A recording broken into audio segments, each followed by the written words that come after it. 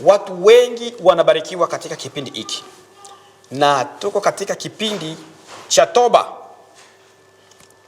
Hatutaki kufundisha kilicho kinyume na neno na kugusa kilichokuwa kinyume na neno kama kanisa takatifu. Tutafungua Biblia yetu tukaone katika kitabu cha Mathayo sura yake ya 9 na mstari wake wa 10 hadi 12. Somo letu limeanzia hapo. Mathayo sura ya 9, sura ya 9 mstari wake wa 10 hadi 12. Mathayo 9, 10, 12 anasema hivi: Ikawa alipoketi nyumbani ale chakula, tazama watoza ushuru wengi na wenye dhambi walikuja wakaketi pamoja na Yesu na wanafunzi wake. Mafarisayo walipoona walimwambia wanafunzi wake, mbona mwalimu wenu anakula pamoja na watoza ushuru na wenye dhambi?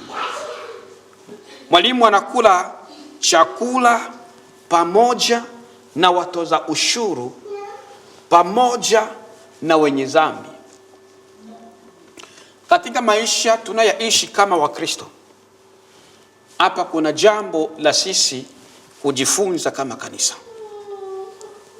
Hapa kuna jambo la kuelewa kama kanisa. Kanisa alikuitwa kwa sababu ya fujo na mtu, wala kanisa alikuitwa kwa sababu ya mjivuno ya kujiona sisi ndiyo bala, wale hapana. Bali kanisa limeitwa kwa ajili ya kuonyesha upendo wa Kristo kupitia nini? Maandiko matakatifu. Upendo unapokuwa unaonyeshwa kinyume na maandiko ya matakatifu, unakuwa upendo wa unafiki ya uwezo kaokoa. Wafarisayo nilikuwa ni kanisa lililokuwepo wakifundisha Torati yote ya Musa na kuyashika, lakini katika namna ya maisha walikuwa wako kinyume na Yesu Kristo. Yesu Kristo anakaa mahali watoza ushuru. So tunalewa watoza ushuru sote, au tax collector ndo watoza ushuru. Walianza kuonekana wabaya tokea zamani, tokea wakati Yesu angana anatembea, ama kabla Yesu Kristo alikuwepo. Kwa hiyo ukionekana wewe Mfarisayo, Msadukayo, mwandishi, unatembea na mtoza ushuru, unaongea na mtoza ushuru, ina maana wewe ni wa kutengwa na sinagogi. Walikuwa ni watu ambao wanachukiza watu kwa sababu wakisema wanachukua hela zetu zote ni wezi hao. Si ndio hivyo? Kama tunavyolia leo. Watu wangana natumika hivi mwezi wa 5. Kifika mwezi wa 7 tarehe 1 hadi mwezi wa 8 kule, vilio vitakuwa katika vichwa, katika midomo ya watu kusema wamechukua hela zote, au tax office wanafanya hivi. Kuna wengine wanasema mimi siwezi nikatumika weekend, kwa sababu nikitumika weekend ni kama vile siku nyingine yangu yote itakwenda kutumikia tax office, watachukua pesa zote. Afadhali niachie hapo. Tunawapatia lawama kuwaona na wani wezi hata leo, si ndio hivyo jamani? Tuna haleluya Bwana. Tunawaona na wao haleluya. Haleluya.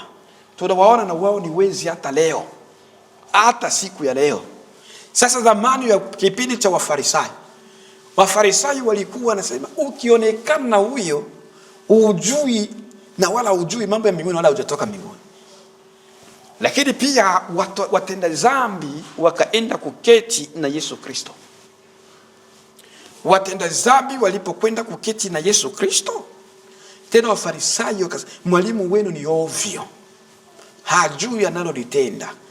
Kwa nini mtu kama yeye anayetoka mbinguni, kwa nini yeye anajiita ni Kristo, kwa nini yeye anajiita ni mwana wa Mungu, yeye ndiyo njia, yeye ndiyo maji ya uzima, anakaa na watenda dhambi? Ndio mtazamo wa Wafarisayo. Kwa nini Wafarisayo walikuwa na mtazamo huo? Si ndio hivyo?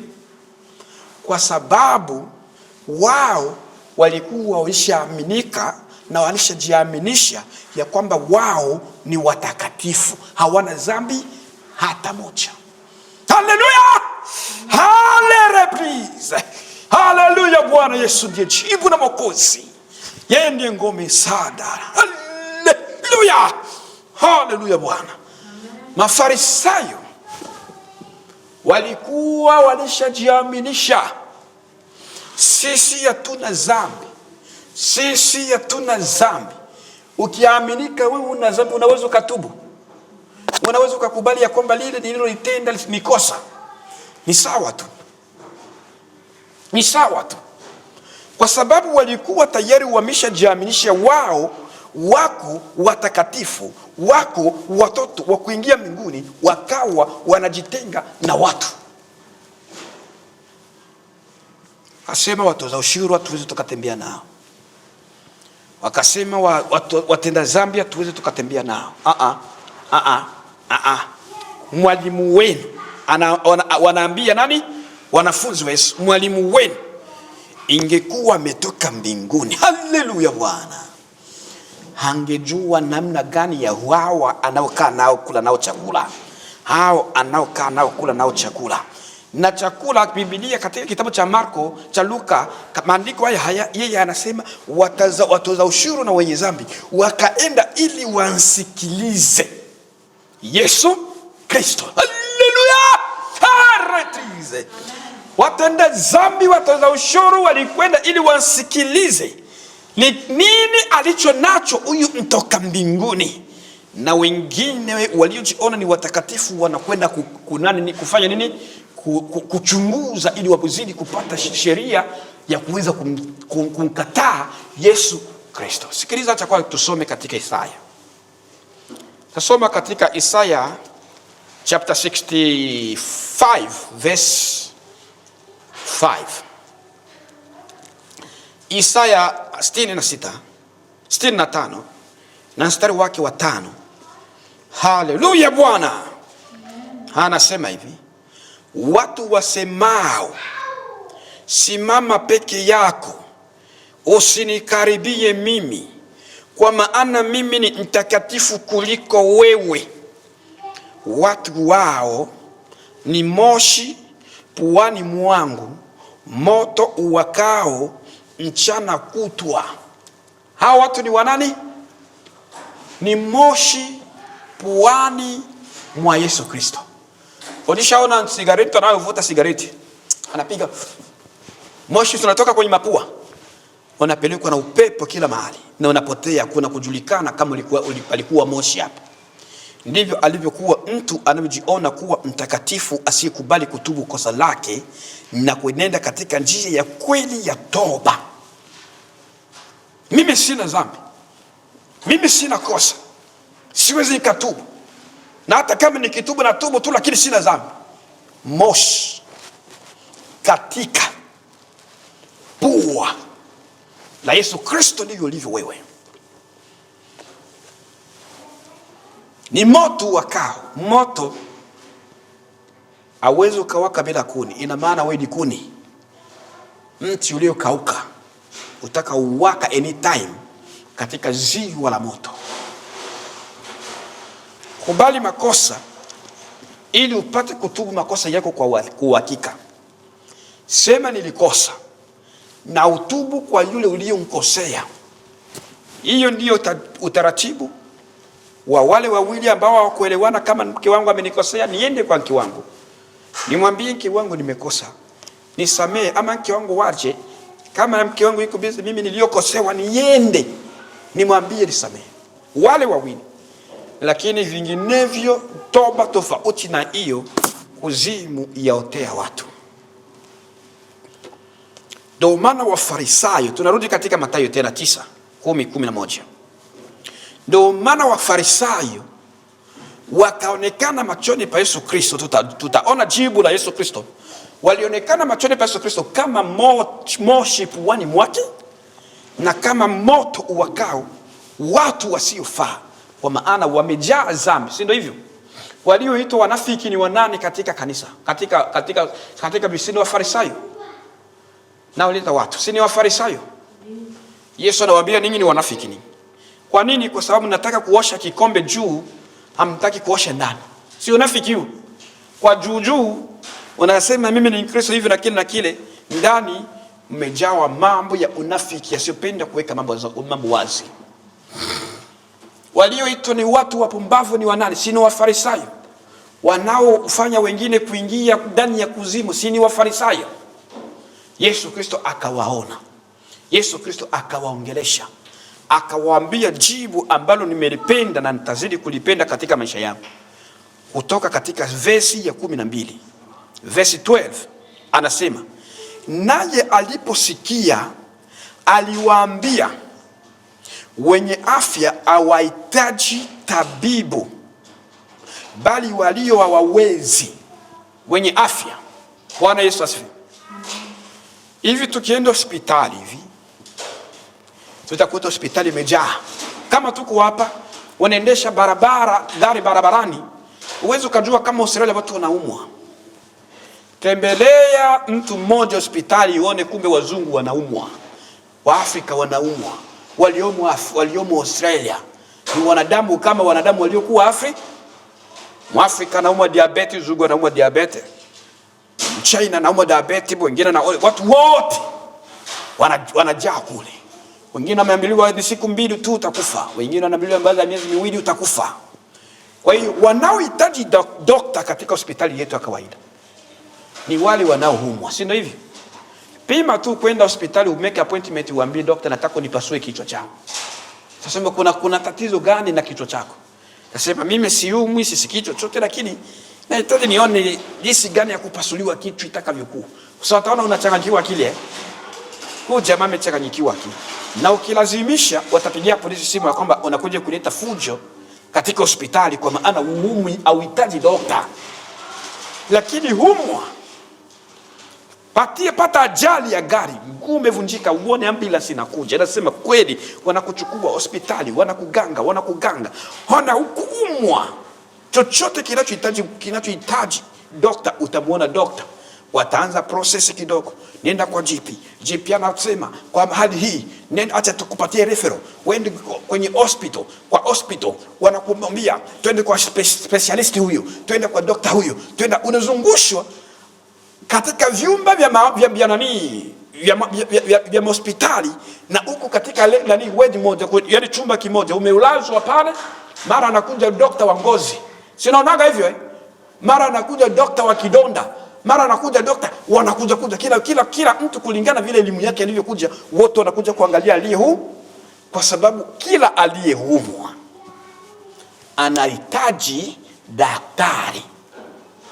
Mimi sihitaji daktari leo kwa sababu sijaumwa na sina haja ya kumake appointment. Si ndio hivyo?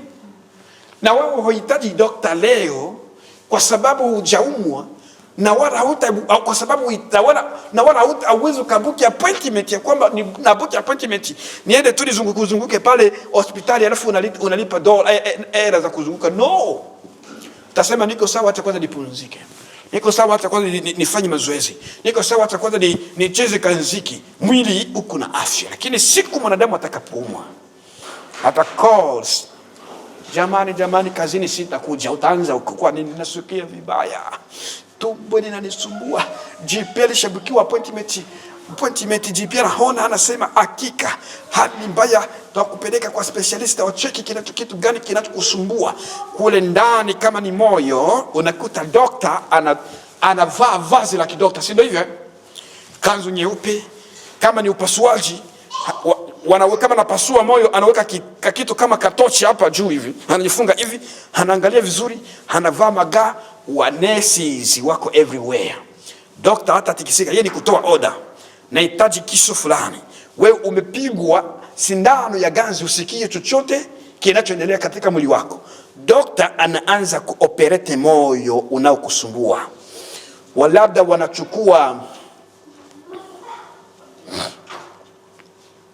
wanachukua kamnofu kadogo ili wapime, labda huyu jamaa na kasa katika tumbo lake, huyu jamaa na kasa katika moyo wake, huyu jamaa na kasa ni kitu gani kinasumbua.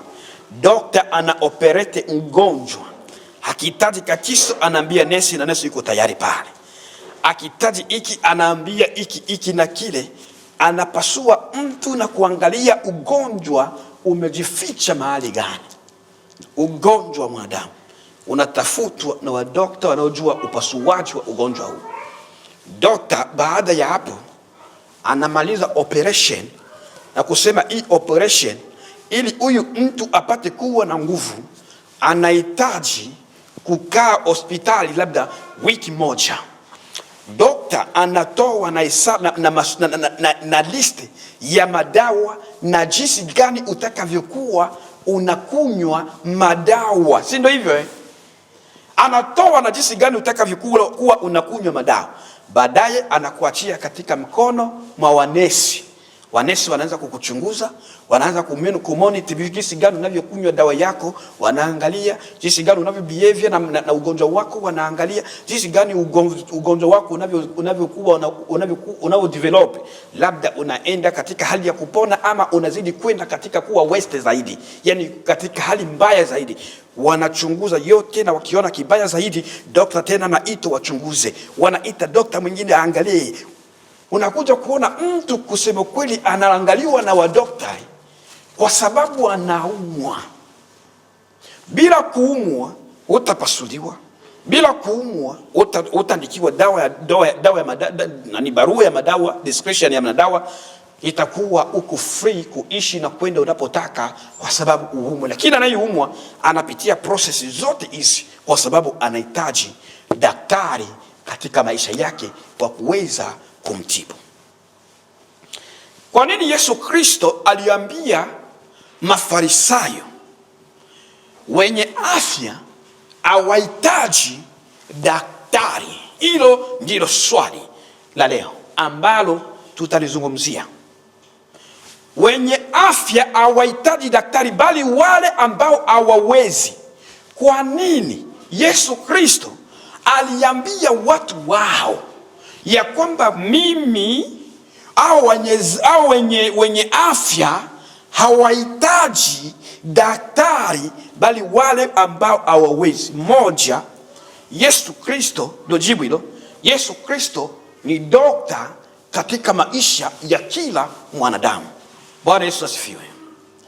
Yesu Kristo ni dokta. Haleluya, haleluya Bwana Yesu Kristo, haleluya.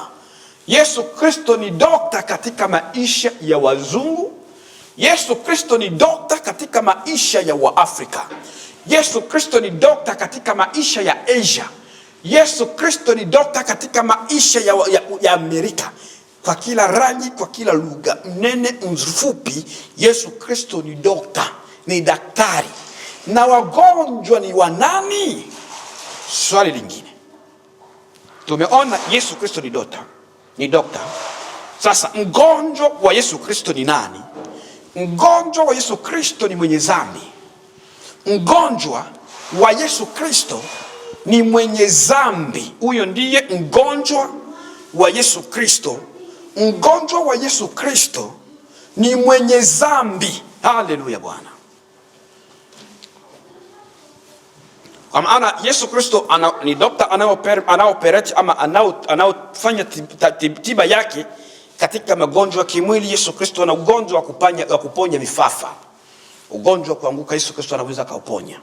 Ugonjwa wa malaria Yesu Kristo anaweza kaponya. Ugonjwa wa ngozi, kansa, Yesu Kristo anaweza kauponya. Ugonjwa wa pressure Yesu Kristo anaweza kauponya. Kichwa kuuma Yesu Kristo anaweza kauponya. Lakini pia magonjwa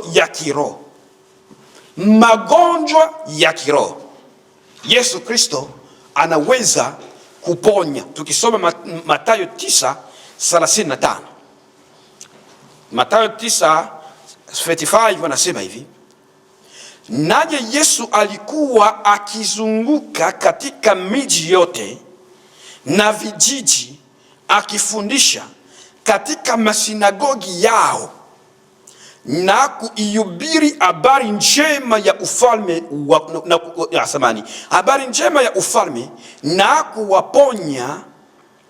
kuponya magonjwa yote na udhaifu wa kila aina. Kuponya magonjwa, kuponya udhaifu wa kila aina. Kwa hiyo Yesu Kristo kumbe ni dokta. Magonjwa ya kiroho, magonjwa ya kimwili aliponya. Aliponya na ataponya na ataendelea kuponya ukimwi, kisukari, kidonda ndugu. Anaponya magonjwa yanayosumbua, mgonjwa wa moyo, kifua kikuu, kisonono, ukimwi. Yesu Kristo anaweza kuponya, si ndio hivyo? Lakini pia daktari peke yake aliyekuwa na uwezo wa kuoperate nafsi ya mtu, roho ya mtu, na maisha na moyo na akili na dhamiri na fahamu ya mtu ni Yesu Kristo. Mahali ambako GP na dokta wako waweza kafika kwenye roho, kwenye nafsi, kwenye moyo, kwenye maisha, Yesu Kristo atafika pale kwa sababu ya kuponya.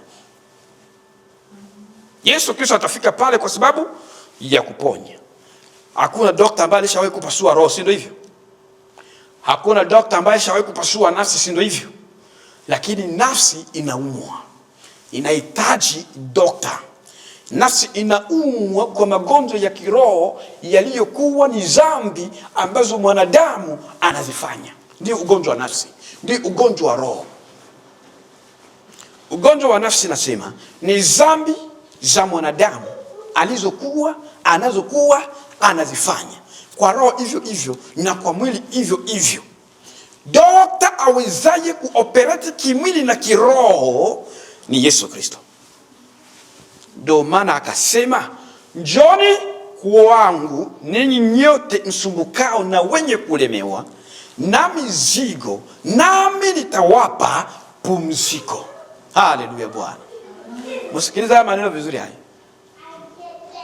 Njoni kwangu, anaita wa kiroho na wa kimwili nyote muje kwangu.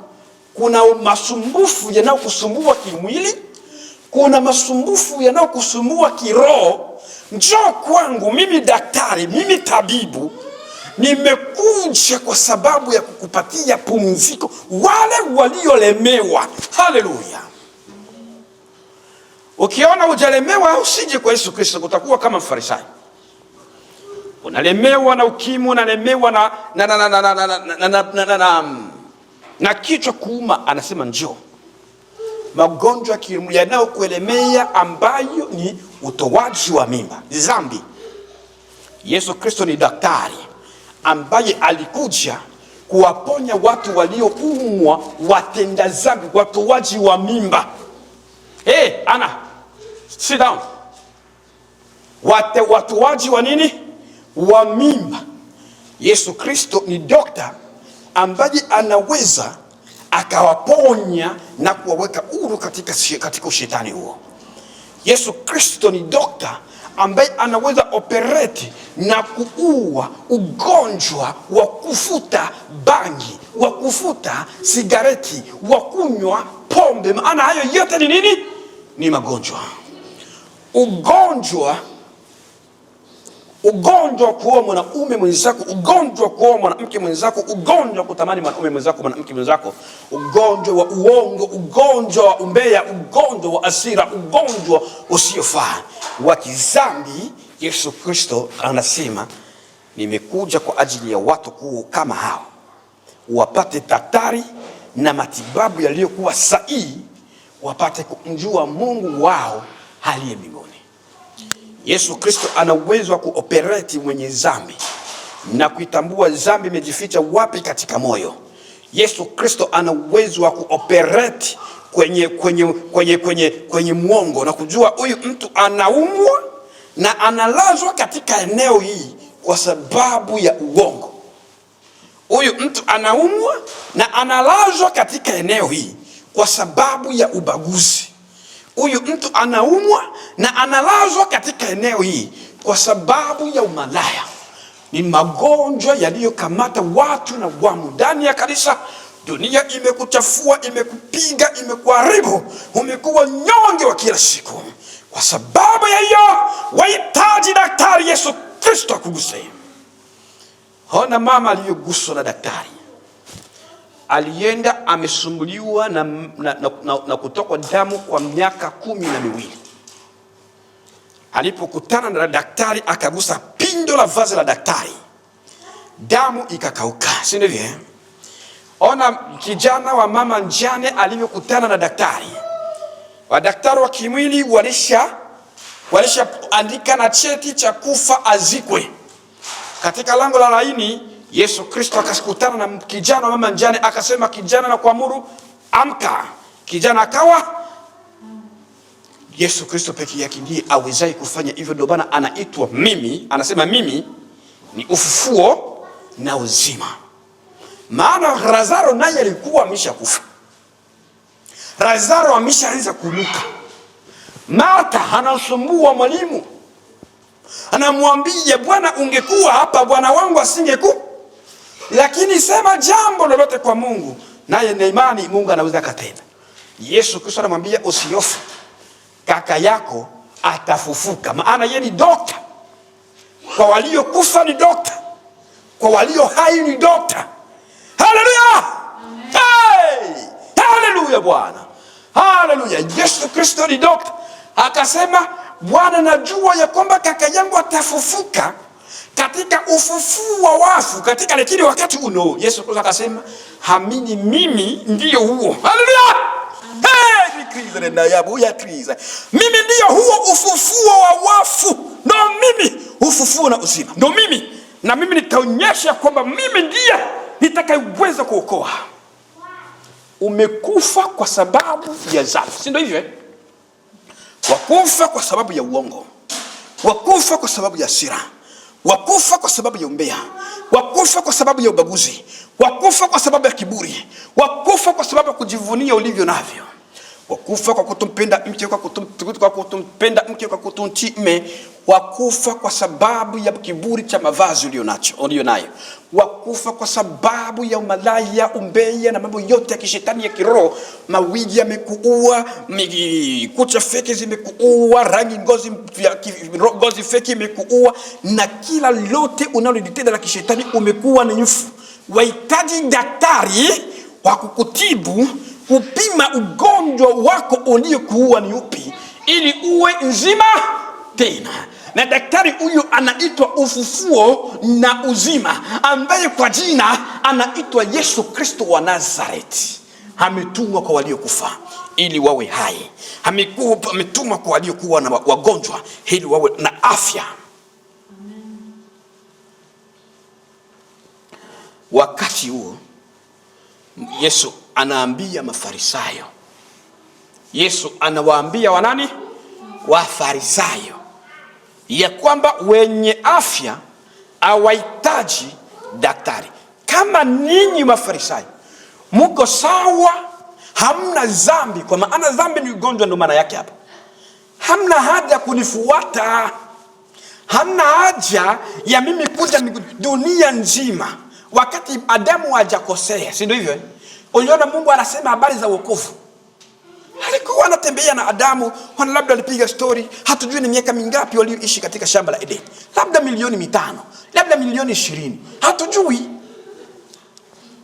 Lakini Biblia inaonyesha ya kwamba kati ya Adamu na Hawa na Mungu wao kulikuwa na ushirika, si ndio hivyo? Haleluya! Yesu Kristo. Yesu Kristo. Haleluya Bwana. Kulikuwa na ushirika kati ya Yesu na Adamu na Hawa katika shamba la Edeni.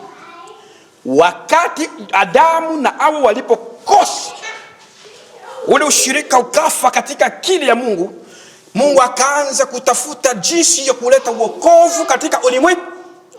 Ndio maana akaja duniani kuona wale walikutafuta waliokufa wapate kuwa hai. Ndio maana akaja duniani kuokoa waliofungwa, kufungua waliofungwa, kuokoa walio wenye wako mbali na wokovu warudie kwa Mungu wao. Unaona Sasa dunia yote ingelikuwa bado haina dhambi, Yesu mwenyewe anasema nisingelikuja. Hata tuanze mstari wake wa 12. Mstari wa 12. Mstari wa 13 samani. Mstari wa 13 tayari anasema hivi. Lakini nendeni, anaambia Mafarisayo, lakini nendeni mkajifunze maana yake maneno haya. Assignment ya Mafarisayo ni nini? Ni kwenda manyumbani kwao wajifunze maneno ya kwamba wenye afya hawahitaji daktari bali wale walio hawawezi. Nendeni mujifunze linamaanisha nini. Sikiliza maana ya Yesu Kristo tena hapa, bii yake akasema, mjue ya kwamba nataka rehema, yani msamaha, na si sadaka, kwa maana sikuja kuwaita wenye haki bali wenye dhambi. Yesu Kristo amekuja kuwaita wenye dhambi, ikiwa na maana hakuna dhambi iliyokuwa na uzito mbele za Yesu, si ndio hivyo Uliua mtu katika maisha yako, tutembee kwa haya. Uliua mtu katika maisha yako, usijihukumu kwa sababu uliua mtu. Sawa Ulikwenda kwa waganga ukatafuta kadawa ili umweke mume wako akupende sana, mke wako akupende sana. Usijihukumu, bahati mbaya mume akafa kwa kula, baada ya kula kile chakula dawa ikamuua, ukikosa masharti akawa kichaa. Si ndio hivyo Yesu Kristo anasema sikuja kwa wenye haki, nimekuja kwa ajili yako. Usijihukumu kwa jinsi wewe unavyoona uzito wa dhambi, ukazani Yesu Kristo anashindwa kuunyanyua. Mzito wa dhambi unaweza ukawa mkubwa kwetu na tusiwezi kuunyanyua, lakini wakati tutakapomwelekea Yesu Kristo na kumuonyesha kweli katika toba, Yesu Kristo anasema nimekuja kwa ajili yako. Usijihukumu katika dhambi na kusema mimi ni wa hivi, hii dhambi Mungu hawezi akanisamehe, hii dhambi Mungu hawezi akanitakasa. Mungu anasema sikuja kwa wale wanaojiona ni watakatifu. Kama dunia ingekuwa ya watakatifu kama Wafarisayo, mimi nisingekuja. Kama kweli Wafarisayo ni watakatifu, mimi nisingalikuja kutafuta kondoo mmoja aliyopotea wa Israeli. Lakini nimekuja kwa ajili ya hawa watoza ushuru. Lengo la kanisa ni kurudisha watu mioyo yao kumwelekea Yesu Kristo. Kurudisha, kuchukua akili za watu kuelekeza kwa nani? Kwa Yesu Kristo. Ni dhambi gani inayokusumbua katika maisha? Kikubwa, fuata utaratibu wa toba. Utaratibu wa toba hauendi kwa kutubu kwa mchungaji wako na unakosa kutubu kwa yule uliyomkosea. Hiyo ndio utaratibu. Lakini mchungaji, mimi nilifanya mapenzi na rafiki na mke wa rafiki yangu, uite rafiki yako na mke wa rafiki yako mtubu hiyo dhambi. Mimi nilifanya mapenzi na mme wa rafiki yangu, huyo hivyo umuite, muongee. Kama mchungaji atakuwa pale awe kama shahidi atakawaombea, lakini ninyi wawili mliyekoseana ama ninyi watatu mliyekoseana mhitaji kutubu hiyo dhambi hadharani mbele ya huyu mchungaji. Mimi nilitoka nje ya ndoa. Mme wangu alisafiri akaenda Afrika. Mimi nilisafiri, mwanamke alisafiri kwenda Amerika. Kufika Amerika akakutana mwingine akamuita sheria, akatoka nje ya ndoa Amerika. Akatoka nje ya ndoa Afrika. Leo umekutana na toba. Haitaji kwenda kwa mchungaji wako na kumwambia nililala na mwanaume fulani, naomba unisamehe. Nililala na mwanamke fulani, naomba unisamehe. Wahitaji kumwambia mume wako na mwanaume uliyelala naye mtubu hiyo dhambi mbele ya mchungaji. Unapokuwa katika tunda la wokovu, hiyo ndiyo utaratibu wa nini? Wa toba. Usije kuwa unagombana na mtu hapa, alafu unakuja kutubu kwangu, haitakubalika. Takwambia rudi kwa yule uliyokosana naye. Umetoka katika ndoa na unataka kufungisha ndoa, hapo melala mfanye mapenzi kabla ndoa, wewe msichana unataka kuolewa, tunakujua wewe si bikira, ita yule aliyekutoa bikira na huyo aliyekuoa, anayekuoa, mtubu hiyo dhambi kabla ya kuweka mikono yetu juu yenu. Tofauti na hivyo hakuna ndoa ya kufungisha. Kwa nini? Kwa sababu kiifungisha hiyo naingia katika ushirika wa dhambi. Ndio maana wote wanabao wajaolewa wanapokuwa katika kanisa hili wajituze mili yao ili kuolewa kwao kusiwe kwa aibu. Labda aende kwa majangiri wengine huko, kafungishe ndoa huko, kafungishe online ya kwenye paki, hakuna shida.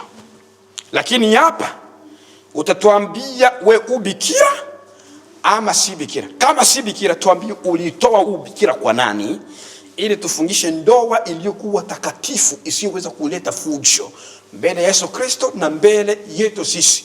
Tukashirikiana kuingia kuzimu kwa dhambi yako wewe mwenyewe. Kutubu kwa halisi ndiko kule Yesu Kristo anatuambia tuongee na tuliowakosea, na wale waliowakosea tuongee sisi kwa sisi, tuyamalize, na baadaye maisha yataenda sawa sawa. Mwenye afya hahitaji daktari, tunarudi hapo. Lakini wale walio hawezi, sikuja kwa ajili ya wenye haki. Wenye haki Yesu Kristo hakuja kwa ajili yao. Wakujiona sisi tumeshatakasika basi hakuna haja ya kutubu. Si ndio mwenye haki huyo jamani? Ameshajihesabia haki ya kwamba mimi siwezi nikatubu kwa sababu mimi sina chochote cha ovyo kati yangu na Mungu wangu na ndugu yangu na rafiki na jirani. Iko sawa, hata kama kitenda yuko sawa, hata kama kikwaza iko sawa, hata kama kifanye yuko sawa. Yesu Kristo akasema sijaje na wale wanaojiona wako na haki, bali nakuja kwa wale wanaojiona hawafai mbele yangu. Wanahitaji rehema kutoka mbinguni na msamaha wa damu wa Yesu Kristo upate kuwatakasa. Hao ndio wataitwa wana wa Mungu watakaoingia mbinguni. Hao ndio watakaoitwa kuingia mbinguni. Sasa sikiliza, acha kwa tuangalie Isaya naye anatuambia nini. Tukisoma Isaya tuone Yesu Kristo. Isaiah 53 verse 6. Isaiah chapter 53 na verse yake ya 6 inasema hivi: sisi sote kama kondoo tumepotea njia ya. Sisi sote kama kondoo tumepotea, kila mmoja wetu amegeukia njia yake mwenyewe, na Bwana ameweka juu yake maovu yetu. Sisi sote tulikuwa tu watu ambao hatuna connection na Mungu. Hatujui tunakotoka, hatujui tunakokwenda, hatujui tunalolitenda. Kila lote tunaloliwaza kulitenda lilikuwa ni nini? Lilikuwa ni maovu na uasi mbele ya Yesu Kristo. Maovu, dhambi, makosa, uasi mbele ya Yesu Kristo. Lakini ashukuriwe Mungu kwa rehema, si ndio hivyo aliyetupatia Yesu Kristo, akatuokoa na kutuingiza katika haki, katika ufalme wa pendo la mwana wake, ili tupate kuwa huru, ili tupate kuwa watu watakaoweza kuingia mbinguni, ili tupate kuwa watu watakaoweza kuingia wapi? Kuingia mbinguni. Ameyachukua maovu yetu pale msalabani, ili tutakapopata nafasi apate kutuosha na damu yake pale msalabani, pale tutakapotubu. Angalia katika kitabu cha Wakolosai, mimi nitasoma hapa ili turudi tuwai. Wakolosai sura ya 1:13, najua anasema hivi: naye alituokoa katika nguvu za giza, akatuhamisha na kutuingiza katika ufalme wa mwana wa pendo lake. Alifanya nini? Alituokoa na kutuingiza katika ufalme wa mwana wa pendo lake. Na Isaya 53:6 anatuambia, anasema, sisi sote kama kondoo tumepotea, kila mmoja wetu amegeukia njia yake mwenyewe, na Bwana ameweka juu yake maovu yetu yote. Wokovu una Yesu Kristo katika maisha yetu. Hakuna jina lingine ambalo tutaweza kufundishwa na kuokolewa kwalo isipokuwa jina la nani? La Yesu Kristo. Ni yeye ndiye aliyekuja kuchukua dhambi zetu. Ni yeye ndiye aliyekuja kutufanya sisi tupate kuwa watakatifu. Bila yeye na bila mtakaso wa dhambi zake, wa damu yake, sisi tu wenye dhambi, hata kama tukisema tu watakatifu. Bila kukubali na kujishusha mbele ya Yesu Kristo na kunyenyekea na kufuata toba na sheria ya toba, sisi tu wanani? Wakosaji mbele ya Yesu Kristo wa Nazareti. Sikiliza ili lingine, Mathayo 12. Matthew chapter 12 verse 38 to 39. Mathayo 12 mstari wake wa 38 hadi 39. Tayari? Mathayo 12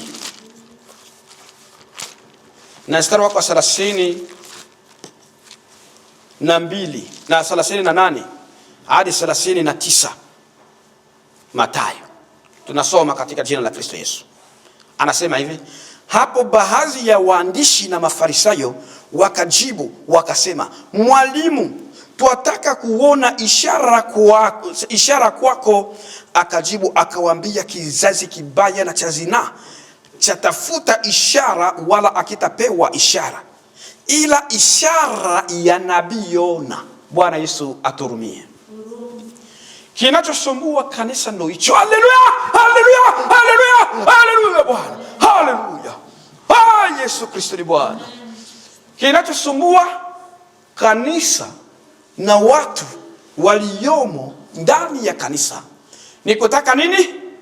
Ishara itokayo mbinguni. Najua mshasoma nyote. Ishara inayotoka mbinguni, si ndio hivyo Lakini hautaki kugeuka kufuata mkondo wa Yesu Kristo. Wahitaji ishara la Yesu Kristo, lakini hautaki kufuata sheria ya kupata ishara. Haleluya! Hayerebayetize. Haleluya. Haleluya. Wahitaji kusikia sauti ya Kristo, sio hivyo Lakini hautaki kugeuka na kujishusha mbele ya Kristo. Wahitaji kuona ishara na mbinguni, hutaki kufuata sheria za Yesu Kristo anavyotaka. Badala yake utaenda kwa makanisa, njoo ulivyo. Njoo ulivyo. Unajua mchungaji mwanaume tena, kumbe kimeshaolewa na mwanaume wenzake, amjue tu. Unajua Mungu ni Mungu wa maajabu. Unaona ameshaolewa huyo. Hana chochote, ni mgei katika madhabahu. Ameolewa kiroho, ameolewa na kimwili na mashetani. Ni malaya. Hataki kufundisha kweli. Anakwambia njoo ulivyo. Mchungaji yoyote wa kukwambia njoo ulivyo, ubaki hivyo ulivyo. Mwaka unavyokwenda, njoo ulivyo, baki ulivyo. Ni mchungaji wa shetani. Ni gay. Ni malaya. Maana malaya ni kutoka katika kweli kuingia uongo, sio hivyo Sasa huyo mchungaji anafanya malaya kutoka kwa Mungu kulala na shetani. Ndio gay wake unaonekana. Badala yake waumini wanakuja vile walivyotaka, wataki kugeuzwa wala kugeuka wala kufundishwa neno na kugeuka. Wanakwenda kuona ishara. Ishara hilo linalo wanalopewa watenda dhambi, si ishara la mbinguni. Haleluya! Haleluya Bwana. Si ishara la mbinguni. Wataka kuona ishara la Kristo? Tubu makosa yako. Tobu na kumaanisha anaenda kukaa kwa kipepo fulani kinafundisha na pepo, mtu fulani anafundisha na pepo somewhere. Anachukua fimbo ya maajabu, nakosa kafimbo hapa. Ana microphone, tutumie microphone kwa sasa. Anaifumua kwa kanisa lote hivi. Kanisa lote linaanguka. Mnaona ishara? Fimbo ya maajabu. Hata sifu Yesu Kristo. Anasifu nini? Fimbo. Fimbo ndio inateteka hapo. Mnaenda hapo kupata ishara na mnaliona, lakini hamtageuka kwa sababu amfuate mkondo wa neno. Na wakati wote unaposimamia neno, watu watakuchukia, watu watakuona ufai. Dada yangu, simama katika neno katika maisha yako, ishi katika neno katika maisha yako. Unapofuata neno, usikubali kushabikiwa. Neno lina washabiki, neno lina wapinzani. Wale wote wasiotaka kugeuka kwa toba wanaonyeshwa fimbo ya maajabu ndani ya kanisa. Kanisa linaanguka, kesho kanisa linaanguka, leo linaanguka, kesho linaanguka, mwakani linaanguka. Hakuna watu wa kugeuka. Wanaona ishara, lakini si ishara itoka mbinguni. Wanaenda katika mahali mpira, korosi ikipigwa korosi hivi unaanguka. Mpira ukipigwa kwenye kibambazi hivi kanisa lote linaanguka. Unaona ishara, lakini si ishara la mbinguni. Yesu anaita kizazi hiki. Tuko na vizazi vingapi katika Biblia? Kuna mtu anaweza kaelewa? Vizazi viwili tu. Atuongelee uzao wa Yakobo. Kizazi cha Agano la Kale na kizazi cha Agano Jipya. Kizazi hiki cha Agano Jipya cha zina, cha kizazi kibaya na cha zina, kinataka ishara lakini hakitaki kugeuka. Haleluya! Kinataka kunena kwa lugha lakini kinatenda dhambi, hakitaki kugeuka. Ndio maana wamejana mapepo lakini hawataki kugeuka. Hamtaliona ishara la mbinguni kama haujatubu. Wewe mfarisayo, Farisayo wa leo ni mkaidi wa neno. Wanataka nini? Ishara. Tunywe maji, wanachukua watu wanakufa. Wengine 20 wanakufa, 10 wanakufa. Wengine wananuliwa nafsi zao kwa kunywa maji. Wanafungwa kalukuliku kufunguka baada ya kunywa dhambi, baada ya kunywa maji ndio wapo mambo yakazidi vibaya no. Wengine anaenda anazunguka anakataa neno ili tunalofundisha la kweli la toba. Anaenda anatabiriwa na mchungaji na nabii. Mama yako ndio anakuloga. Vita vinaanza baada ya kutoka kanisani, vita ndio vikachacharuka zaidi. Hilo si kanisa la Kristo. Ona ishara lakini alisi ishara la mbinguni. Bwana Yesu aturumie sana. Wengine wanajali kufanya ishara. Anakuja kanisani na kuanza kutabiriwa pesa alizonazo kwenye simu. Ndio naona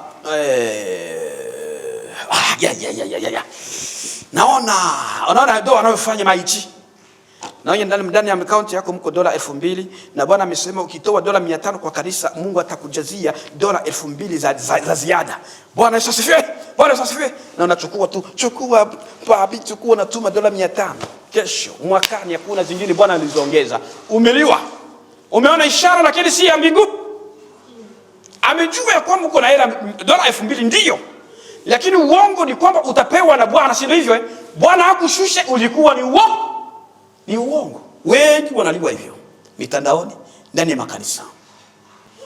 Anakuja na tabiri.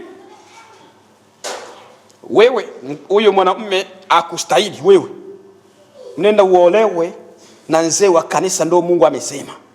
Unalivunja ndoa hiyo na kwenda kuolewa na mtumishi na mzee wa kanisa eti Mungu amesema ndoa niheshimiwe na watu wote.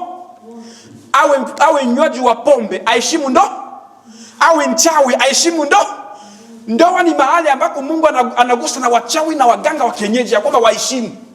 Ikiwa na maana na hata nganga wa kienyeji akioa huko mwingine mwanamke nganga wa kienyeji aheshimu ile ndoa, asitoki nje ya ndoa, asiolewe na mwingine tena. Ukifanya hivyo kwa sababu ulikuwa mganga wa kienyeji, Mungu atakuhukumu kwa dhambi hiyo. Haleluya! Tunaye Baba mhukumu haki. Sasa ni unabii gani wakuja kuharibu ndoa katika makanisa? Toka kwenye ndoa hii olewa na yule ndo Mungu anasema ndo nyota yenu inaendana. Tamaa za kimwili za mashetani na mtumishi wa nani? Unaona ishara hizo ni ishara hizo, lakini hazijatoka kwa Mungu. Hazijatoka kwa Mungu. Mungu anasema kwa sababu ya ugumu wa mioyo ya watu wasiotaka kugeuka, ya watu wasiotaka kutubu. Mungu anawaambia kuna ishara mtakaloliona, ishara ya nabii Yona. Haleluya Bwana. Tuangalie ishara la Yona.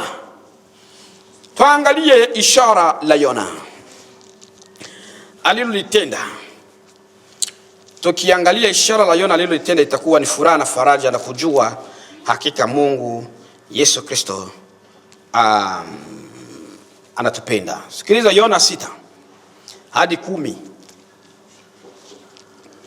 Acha kwa niangalie Yona 6-10. Yona 1:6. Yona 1:6. Yona kwanza tuangalie hapa. Yona 3. Hapana, ngana tafuta ni Yona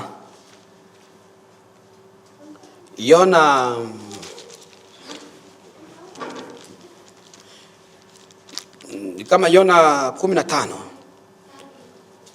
Yona 3 mstari wake, tuanze Yona 3 mstari wake wa 6. Ama tuanze Yona 1 mstari wake wa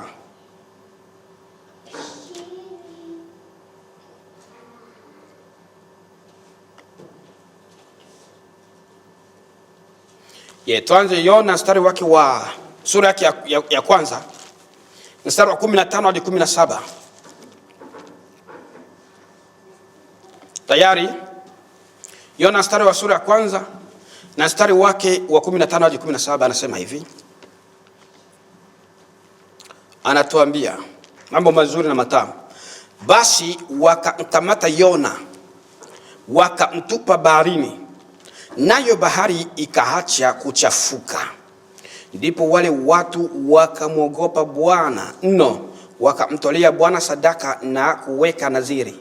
Bwana akaweka tayari samaki mkubwa ili ameze Yona, naye Yona akawa ndani ya tumbo la samaki yule muda wa siku 3 mchana na usiku. Bwana Yesu asifiwe. Ishara la kwanza la Yona tumeliona, si ndio hilo Ishara la Yona ni lipi ambalo mmeliona hapo? Mliona ishara gani? Kumezwa na baba. Yes, uko sawa. Kumezwa na samaki, hiyo ndio ishara, sio kutupwa. Kumezwa na samaki na kukaa katika tumbo la samaki siku 3 mchana na usiku. Ndiyo ishara ya kizazi hiki cha kibaya na cha zinaa. Kinaambiliwa kitafanya nini? Kitaona. Mutaona ishara la nabii Yona, na ishara la nabii Yona ni kukaa katika tumbo la samaki siku 3 mchana na usiku. Mchana na usiku wa nabii Yona, hizo siku 3 zake ina maana gani kwetu sisi? Twende 40 mstari wake wa 40. Hapo Mathayo 40. Kwani kama vile Yona alivyokuwa siku 3 mchana na usiku katika tumbo la nyangumi, hivyo mwana wa Adamu atakavyokuwa siku 3 mchana na usiku katika moyo wa nchi. Siku ngapi? Kukaa kwa Yona katika tumbo la nyangumi kwa muda siku 3 usiku na mchana inafananishwa na kufa na kufufuka kwa nani? Kwa Yesu Kristo. Kufa na kufufuka kwa nani? Kwa Yesu Kristo. Ili ishara Mafarisayo mtaliona, mtalichukua na kuniua. Siku ya kwanza, ya pili, ya 3 mtafufuka. Mtaliona, lakini la mbinguni geukeni. tubuni makosa yenu, njoni kwa Kristo, nendeni kwa Kristo kamwambie tumekosa. Tofauti na hivyo mbingu itafungwa milele. Hawakuona ile ishara, waliliona. Hatujui ile ishara hata leo. Sisi wa leo tunalijua ya kwamba Yona alifanya siku 3 ndani ya nyangumi mchana na usiku. Tunajua Yesu alikuwa chini ya moyo wa nchi ndani katika siku 3 mchana na usiku. Tunajua tunalielewa ishara hilo, lakini bado ni watenda dhambi ndani ya kanisa, bado ni watenda dhambi katika maisha. Ishara hilo tunalijua, lakini kikubwa ili ishara litende kazi katika maisha yetu ni kukubali ya kwamba sisi ni wakosaji, tukiwa wagumu katika toba, kukubali kusamehe na kutakaswa na kuomba samaha. Ina maana wale watu wa Ninawi siku ya hukumu wataonekana ni watakatifu mbele yetu, si ndio hivyo Wataonekana wao watakatifu, watiifu, wenye moyo wa kugeuka mbele ya Yesu Kristo, nao watatuhukumu ya kwamba sisi tu watenda makosa. Mstari 41. Ni 41. Watu wa Ninawi watasimama siku ya hukumu pamoja na watu wa kizazi hiki, nao watawahukumu kuwa wamekosa, kwa sababu wao walitubu kwa mahubiri ya Yona. Na hapa yupo mkuu kuliko Yona. Yesu Kristo ni mkuu kuliko Yona, kuliko hekalu, kuliko yoyote ulimwenguni. Na ulimwengu ujao, Yesu Kristo ni mkuu. Hawa walihubiri na un simple prophète, lakini yao walihubiriwa na Yesu Kristo, Mungu mwenyewe. Kama walivyohubiriwa na Mungu mwenyewe, ndivyo tunavyohubiriwa na Mungu mwenyewe. Ndio maana amemimina Roho wake Mtakatifu ndani ya watumishi wake, ili watumishi wake viwe vyombo vyake, yeye akitenda kazi, yeye akihubiri, yeye akitabiri, yeye akiimbisha, yeye akiandika nyimbo. Ni Roho Mtakatifu, ni Mungu Yesu Kristo anafanya kazi ndani ya kanisa, lakini moyo mgumu ndani ya kanisa. Watu wageukia anasa. Siku ya hukumu, kizazi cha Ninawi kitasimama siku ya hukumu na kutuhukumu ya kuwa sisi tumekosa, kwa maana wao walitubu. Watashangaa sisi hatukutubu na tunahubiriwa na Mungu aliye hai. Kanisa lirudi kwa Yesu Kristo. Mtu mmoja aseme nimekataa, napenda kumwona Bwana wangu, napenda kuishi na Bwana wangu. Mtu mmoja hajitowe katika hayo, akaombe toba ya kweli, sio unafiki. Toba za unafiki, za ujinga, zisizokuwa na maana, hazina nafasi katika mbele ya Yesu Kristo. Toba zinazotoka katika moyo wa mtu, zinatafuta yule aliyekukosea. Mwambie, nisamee mme, nimekukosea, nimekuchiti. Nisamee mke, nimekukosea, nimekuchiti, nimekufanyia machafu. Yule uliyekukosea, hiyo toba iko very important than anything. Hiyo toba inaleta mtu karibu na Mungu wake kushinda toba ya uficho. Unakosea mtu Australia, unakwenda kutubu Afrika kwa baba yako wa kiroho Afrika. Baba, nisamee, nilinitusi mama yangu mkwe aliyoko ambali naishi naye hapa. Kwa nini wewe usiende kutubu kwa mama yako mkwe? Kamwambie, mama mkwe, nimekosa. Hadi wewe ukatubu kwa baba yako wa kiroho aliyoko Afrika. Umekosea rafiki Australia, unakwenda kutubu na baba yako wa kiroho aliyoko Amerika. Baba, huko nisamee, nimekosea mume wangu, ajabu nisamee tu. Kwa nini usimongee na mume wako? Bibi Yesu Kristo, ndio maana Yesu Kristo anasema njoo tusemezane. Dhambi ijapokuwa nyekundu, tutasemezana sisi kwa sisi, naye mwenye damu yake atasafisha ile dhambi ambayo tulitenda sisi kwa sisi. Hiyo toba ndio toba ya tunda la wokovu. Hiyo ndio toba ya tunda la wokovu.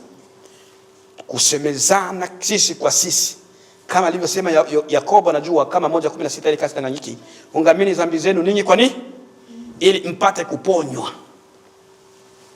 Ili mpate kuponywa magonjwa. Kizazi cha Ninawi kitatuhukumu tusipokuwa makini.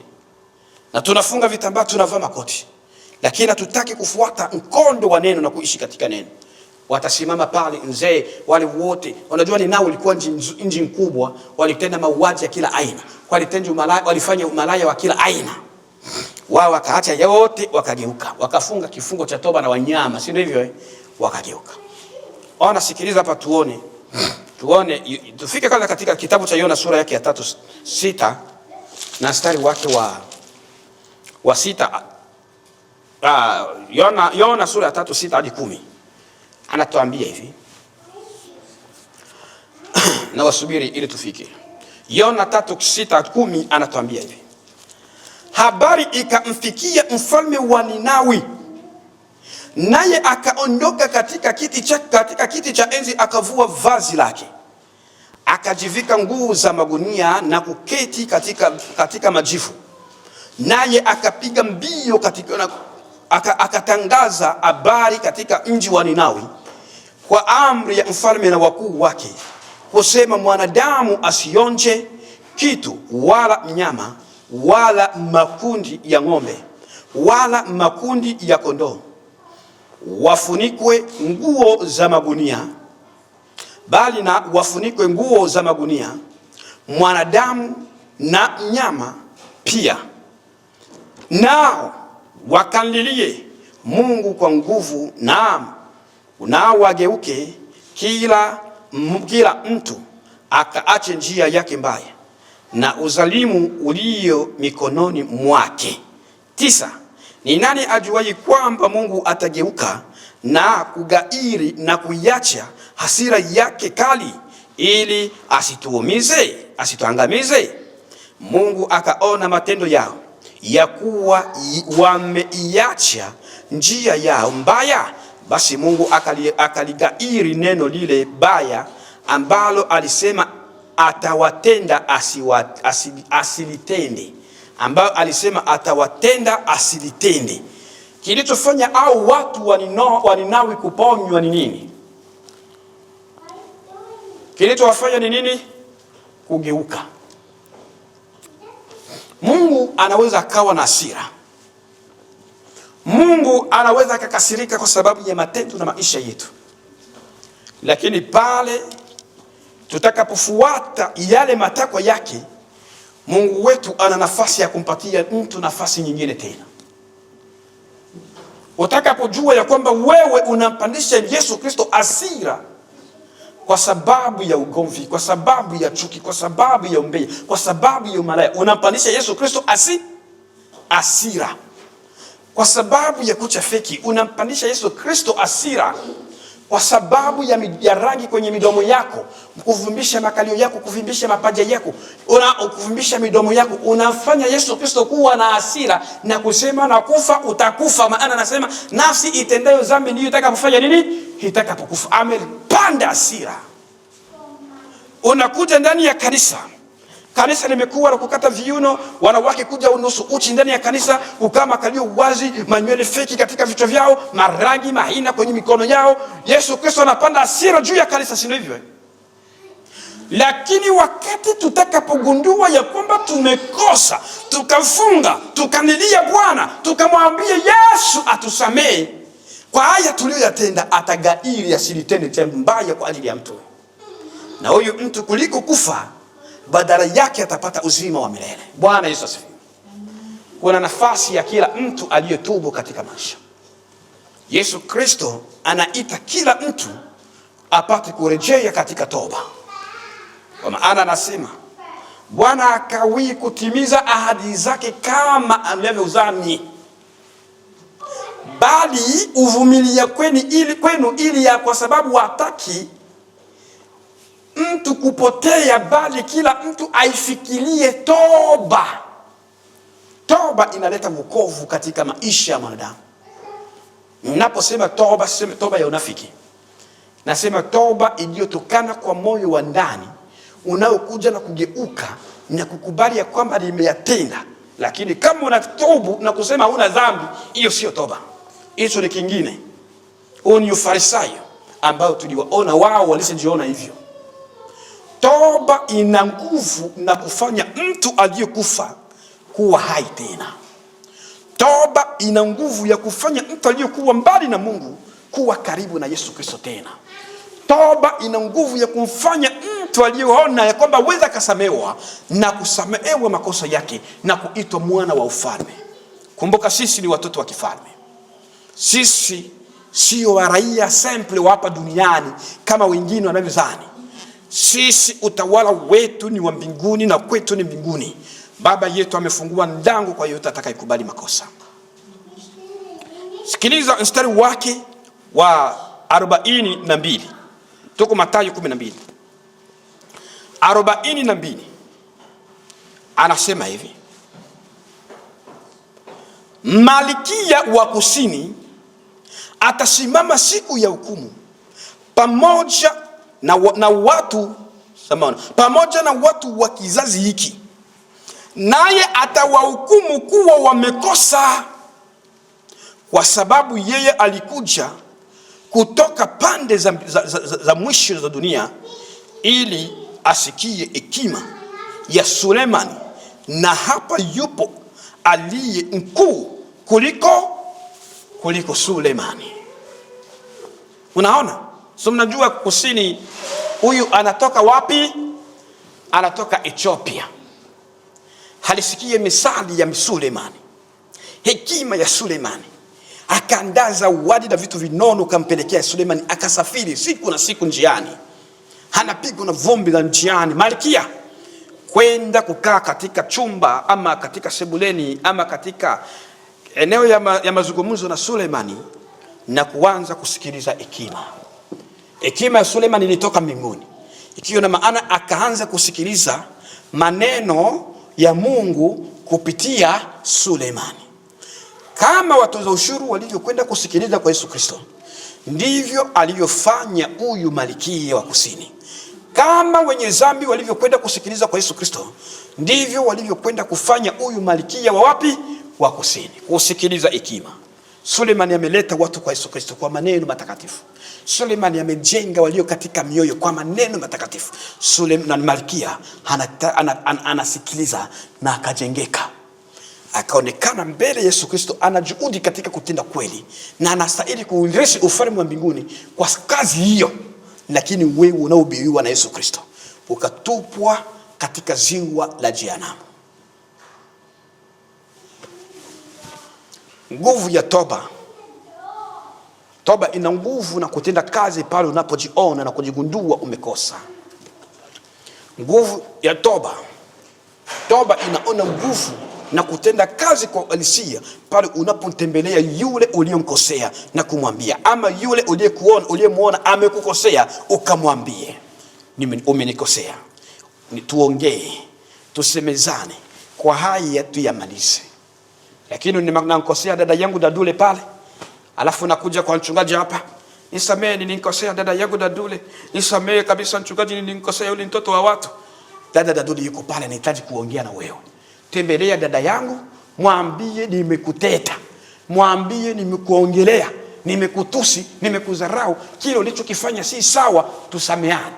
Ukifanya hivyo, mbinguni natiki, damu inatoka msalabani inakuosha.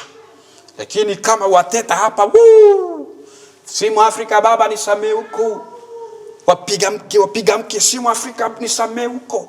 Hapana, samee mke wako, mwambie mke wangu nilikukosea, mama yangu mzazi nilikukosea, ndugu yangu tuliokuwa katika kanisa moja tulikoseana, mnasameana, alafu mnamwambia Mungu na sisi pia tusamee.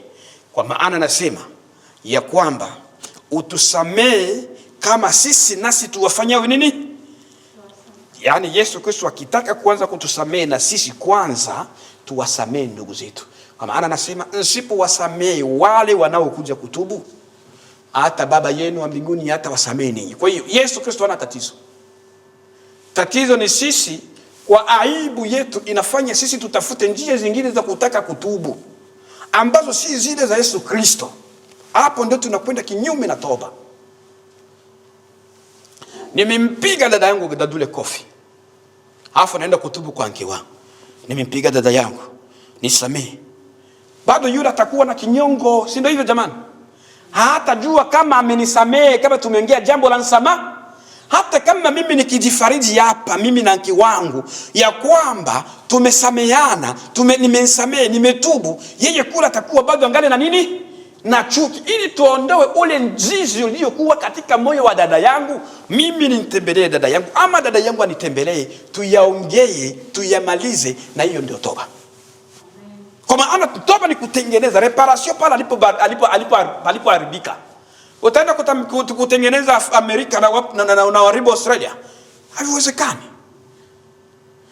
Najitengeneza kwa mke wangu ama na mgonga mke wangu kozi, jicho limevimba, naliona hivi, naliacha hapo, naenda kwa dada yangu, dada yangu Mungu anisamehe dada, naye anasema kaka acha kulia, ni nini jamani? Nimempiga mke wangu hadi jicho limevimba, natubu kwa dada yangu anasema Bwana akusamehe. Afadhali hivi, nimeona afadhali. Lakini nitakapofika nyumbani mke wangu ataniangalia vizuri, atanipangia chakula na furaha, ataniona, atanipatia maji ya upendo. Kwa nini? Kwa sababu kuna chuki ambayo haijamalizika kwake. Kwa nini? Kwa sababu kuna maneno ambayo hayajatoka ndani ya moyo wake. Na hiyo ndio toba ambao wa dunia hawawezi wakayakubali haya, wa dunia hawawezi wakayaelewa haya, lakini ndio kweli nawaambia. Mimi nitakuwa nimefarijika kwa dada yangu kutubu, lakini mimi na mke wangu ndani ya nyumba tuongei, kwa sababu hakujawa chochote kilichotendeka ndani ya nyumba. Kwa lugha nyingine, haina haja ya kukimbilia mtumishi wa Mungu, kimbilia yule uliyomkosea na umwambie Yesu, na sisi tukosea, that's it, inatosha. Ndivyo tutaka kuwa tunafanya katika kanisa. Ukiona umekosa mahali hapa, usinikimbilie kuniambia, kimbilia kuambia yule uliyomkosea ama yule aliyekukosea. Haleluya. Kimbilia kwa huyo. Ninyi mkijenga huko, na mimi nitashangaa, wako sawa jamani, si ndio hivyo? Hata kama bado inaenda everywhere, lakini itajua hapa wao wawili wako sawa, kwa maana naona tena wanaanza kucheka, si ndio hivyo? Hawa wawili wako sawa, kwa maana tena wanaanza kusaidiana vile walivyokuwa wanasaidiana. Lakini mimi nikitubu hapa, mimi na yeye, na ndiyo maasi yaliyomo ndani ya kanisa, na ndiyo chuki zilizojaa ndani ya kanisa. Wawili wanakoseana, wanaenda kutubu mahali pengine, lakini hao wote ambao wako hivyo wanakuja kukaa ndani ya kanisa, hawaongeleani tena. Lakini anasema nilishasamehe, nilienda kutubu kwa mchungaji, au kutubu kwake, ndio maana chuki ingali pale pale. Ngoa nzizi. Lakini ukichukua ana mti tujifunze kwa mti. Muelewa haya vizuri, nawaambia ndio matakatifu na ndio njia ya wokovu na ndio nguvu ya toba. Shetani analeta aibu, ndio maana mtu anakuta anaenda kujificha, ni shetani. Lakini kama umeguswa na Mungu, nendea, pigia yule mtu simu, andikia mtu message, tumie audio, isamee kwa hili. Sikiliza haya. Huu ni mti, sio na matawi, si ndio hivyo? Nikikatakata huu mti sikung'oa hicho kisiki, nina imani hicho kisiki hicho kitaotesha mengine majani na tawi na matawi mengine, tena ule mti ukawa hai, si ndio hivyo? Kwa sababu sikung'oa mizizi. Ili ning'oe mizizi katika toba. Mnisikiliza haya maneno, tunamalizia. Haya mkiyafanya mtajua kweli ya maisha ya Ukristo na utakatifu. Ili ning'oe mizizi ni kwenda kung'oa kile kichuki nilichokipanda katika moyo wa mtu fulani. Kile kichuki nilichokipanda ndani ya moyo wangu, nitaking'oaje? Kwa kuongea sisi wawili tuliokoseana. Nikisema kwako nikusamehe, ina nguvu tosha chuki kuondoka na Mungu akasamehe, kuliko mimi kujificha mahali na kutubu mahali fulani, na Mungu anajua mtu fulani bado angali na hasira. Kuna wakati mtu huyu labda amekufa, kuna wakati mtu huyu unjui yuko wapi. Wala hapo mtumishi wa Mungu anahitajika kwa ajili ya kuisimamia hiyo toba. Hakuna communication. Lakini kama yule mtu yupo, tembelea mwenzako. Ni hiyo ndiyo toba ya tunda la wokovu. Hatutageuka na hatutaacha kufanya hivyo. Na basi Mungu awe na sisi. Bwana Yesu asifiwe. Haya.